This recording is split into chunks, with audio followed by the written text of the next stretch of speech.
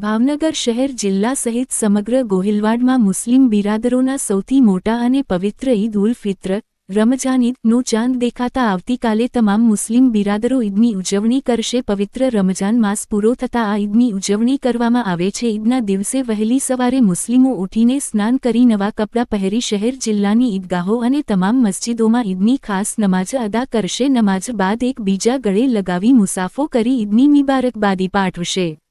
આ તહેવાર નિમિત્તે હિન્દુ ભાઈઓ પણ મુસ્લિમોને ઈદની મુબારકબાદી પાઠવે છે અને એકબીજાને ગળે મળી કોમી એકતા અને ભાઈચારાનો સંદેશો આપે છે। આ તહેવાર તમામ દુશ્મનાવટો ભૂલીને દોસ્તી અને પ્રેમનો સંદેશો આપે છે। આ ઈદનો તહેવાર ફક્ત ખાણીપાણીનો તહેવાર નથી, આ તહેવાર નથી પણ ધીરજ, બલિદાન અને માનવતાનો તહેવાર પણ છે અને એકબીજા સાથે હળીમળીને સાથે રહેવાનું અને એકબીજાને મદદ થવાનો પણ સંદેશ આપે છે।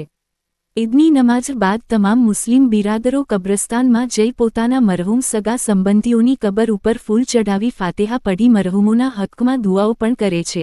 રમઝાન માસ અને ખાસ કરીને ઈદના તહેવાર પહેલા આર્થિક રીતે સદ્ધર મુસ્લિમ બિરાદરો ગરીબ, લાચાર, મોહતાજ, મિસ્કીન, વિધવા બહેનો અને જરૂરિયાતમંદ લોકોને આર્થિક મદદ પણ કરે છે, જેથી આવા લોકો પણ ઈદની ઉજવણી કરી શકે, જેમાં ખાસ કરીને રમઝાન માસ દરમિયાન જકાત, ખૈરાત, ફિત્રા અને લિલ્લાહ રકમ જરૂરિયાતમંદ લોકોને આપવામાં આવે છે।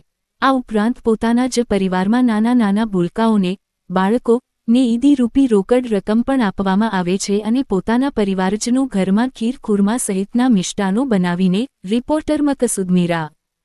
हम दिखाएंगे सच्चाई की खबर चैनल को लाइक कीजिए, सब्सक्राइब कीजिए और हमारे साथ जुड़े रहिए। हम दिखाएंगे आपको सच्चाई की खबर।